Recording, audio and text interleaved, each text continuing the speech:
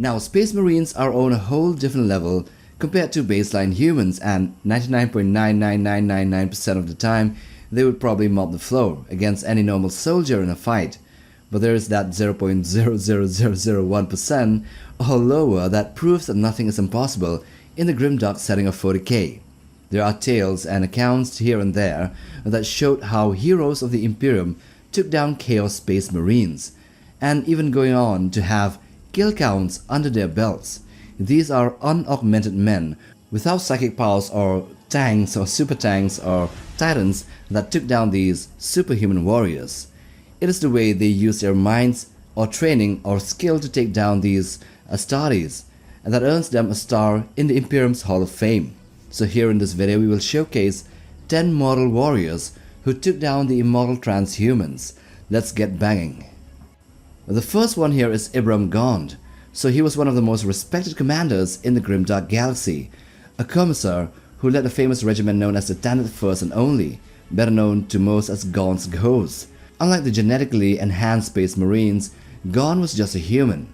In the novel Trader General, he faced off against the terrifying Chaos Space Marine Oexkull and his group that were ambushing him and his soldiers. During their duel in the swarm, Gaunt relied on one thing a normal could use against such a monster: skill, speed, and clever tactics. He avoided direct contests of strength. He used the terrain around him, kept moving, and struck at whenever he saw an opening. Before he went for the main guy, he managed to take down one of the other Chaos Space Marines with his blade. But then when he faced Oexkull, he got into a bit of a problem. He was vastly outmatched. However, he did manage to escape the transhuman warrior in the end. Even after taking a devastating punch that would have killed many other ordinary men, Gaunt refused to stay down. Gaunt defeated the Chaos Space Marines, excluding Oexkull, not because he was physically stronger, but because he was really clever, with exceptional swordsmanship, of course, and with an iron will and the ability to think clearly under pressure. The fight showed one of the central themes of Gaunt's Ghost series, that ordinary humans can sometimes bring down enemies that seems unstoppable. The second model here is Ciaphas Cain. He was one of the most famous heroes of the Imperium. According to his own private memoirs, of course, he considered himself a coward who spent most of their career trying to stay alive. Unlike a Space Marine, Cain was just an ordinary human commissar with no superhuman enhancement. But he was an exceptionally skilled swordsman, a quick thinker, and he possessed an almost supernatural instinct for survival.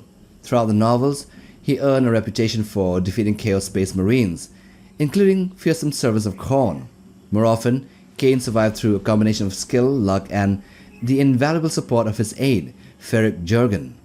When facing Astartes in combat, Cain would focus on defense, carefully parrying attacks and looking for weaknesses rather than trying to match their immense strength. He also preferred clever tactics, ambushes, explosives, of course, and the overwhelming firepower whenever possible. On a rare occasion, he personally killed a Chaos Space Marine. It was usually because the enemy was already wounded, distracted, or caught in an unfavorable situation. But what made Cain remarkable was not that he could consistently defeat Space Marines in straight combat, but that he understood exactly how dangerous they were and used every advantage available to come out on top. Number 3. Servantus Glaive. So this guy was not supposed to be a soldier at all. He was born with a malformed right hand. His fingers fused together into 2 broad digits, and he was considered physically unfit for service. Only the determination of his father, a general, gave him chance to prove himself. Glaive worked harder than everyone around him. He learned to modify weapons for his condition. He exceeded the normal physical standards and eventually earned a place amongst the elite Guardsmen of Cadia. Years later, during the catastrophic Fall of Cadia, he found himself fighting the nightmare warriors of the Black Legion. In the darkness of an artillery position, Glaive's squad was ambushed by a Chaos Raptor, a genetically engineered superhuman warrior thousands of years old and clad in power armor. The attack was devastating, but unlike heroes who defeated Space Marines through sword duels or, extraordinary luck, Glaive won through disciplined training and overwhelming firepower.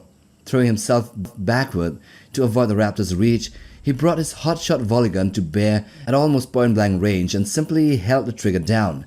The torrent of last fire was so intense that it overheated the weapon and scorched its components, but it also tore through the Raptor's armor, burned out its internal systems, destroyed its jump pack, and finally carved through its helmet and skull. It was not a glorious duel between champions. It was a terrified but highly trained soldier reacting perfectly in a split second and unleashing enough firepower to kill a transhuman warrior before it could kill him. For Glaive, the victory meant far more than the death of a single enemy. It proved that a boy that was once dismissed as unfit had become one of Cadia's finest warriors and one of the finest champions of the Imperium.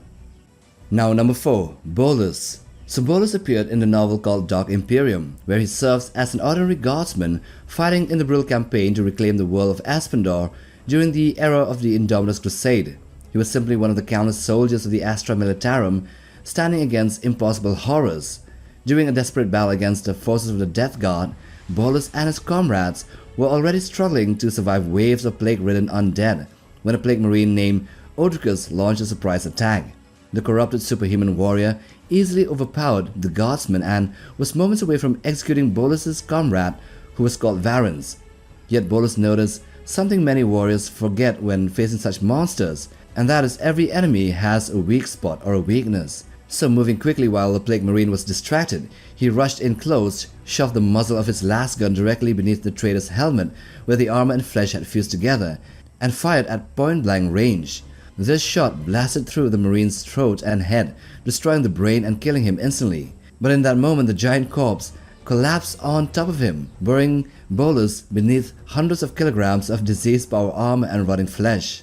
And it also showed that plague marines, although they seem unstoppable and immune to hurt, they could still be killed, and that they are slow, and that could be used to the advantage of the soldier. The 5th one here is one Elysian Drop Troopers colonel named Boerl, who appeared in the Dark Apostle, and his actions would become one of the most impressive examples of an ordinary human taking down enemies far beyond what a normal soldier should realistically survive. The colonel was a veteran of the Elysian Drop Troopers, elite airborne soldiers trained to fight behind enemy lines with precision, mobility, and jetpacks. During the campaign against the forces of the Word Bearers, he found himself battling Chaos Space Marines, also demonic war engines, and even a Chaos Dreadnought.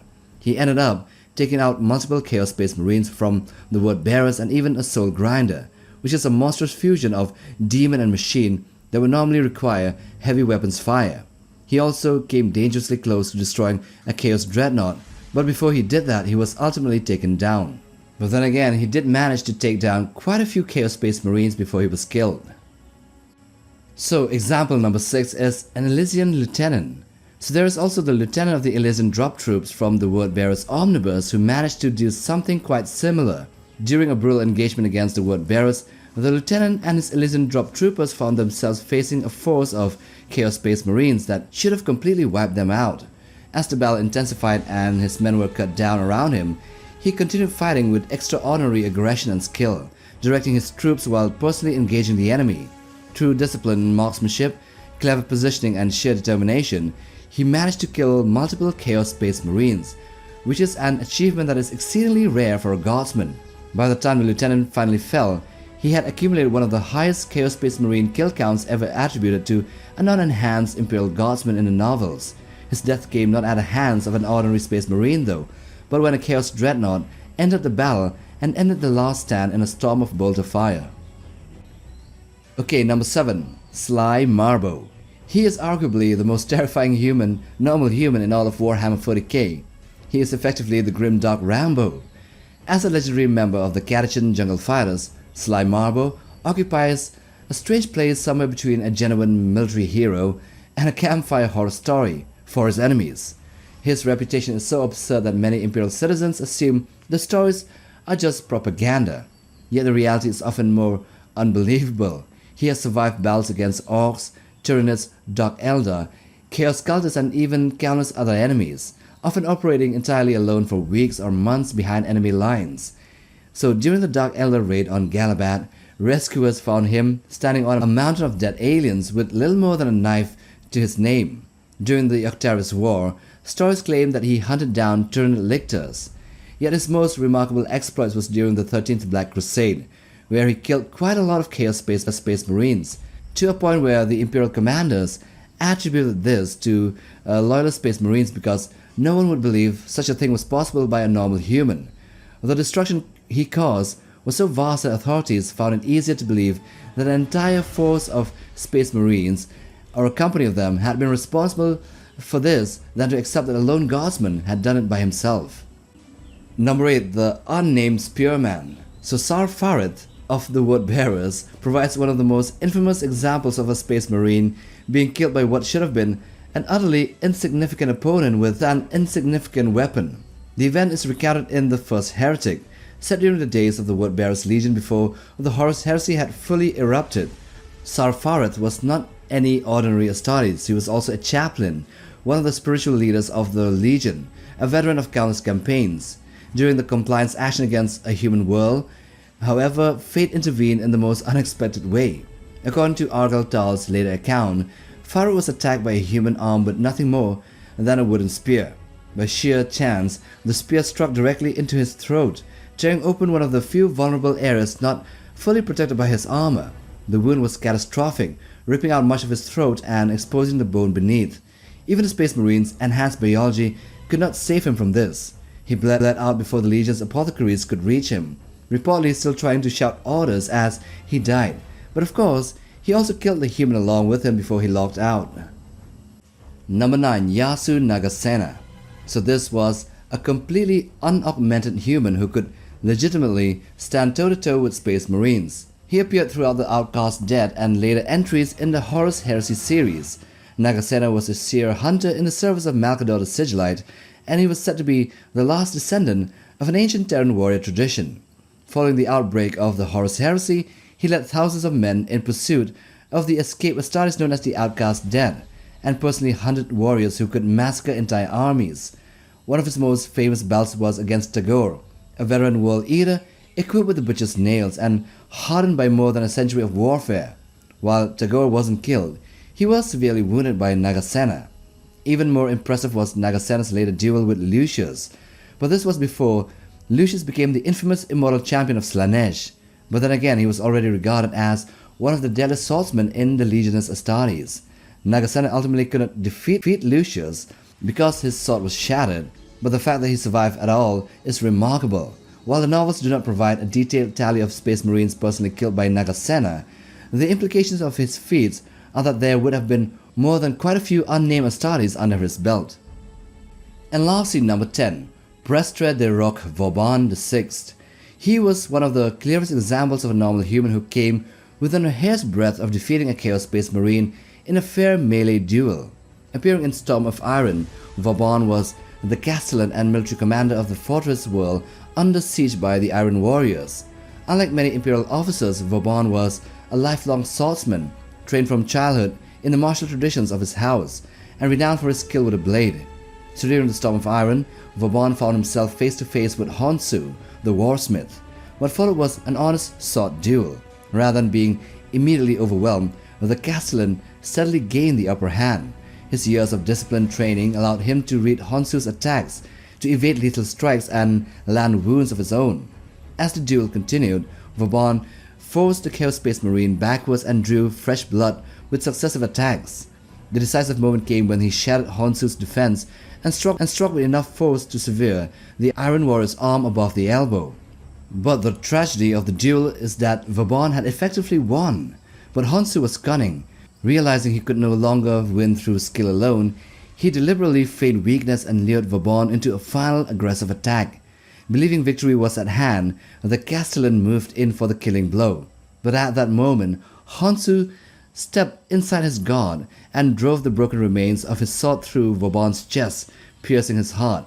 So yeah, the loss wasn't really a win for the Imperial Guardsman, but he came really close though, and even dominated the fight against a warsmith, Honsou. And so those are 10 normal humans, unaugmented and unenhanced humans, who defeated and killed or bested Space Marines in combat.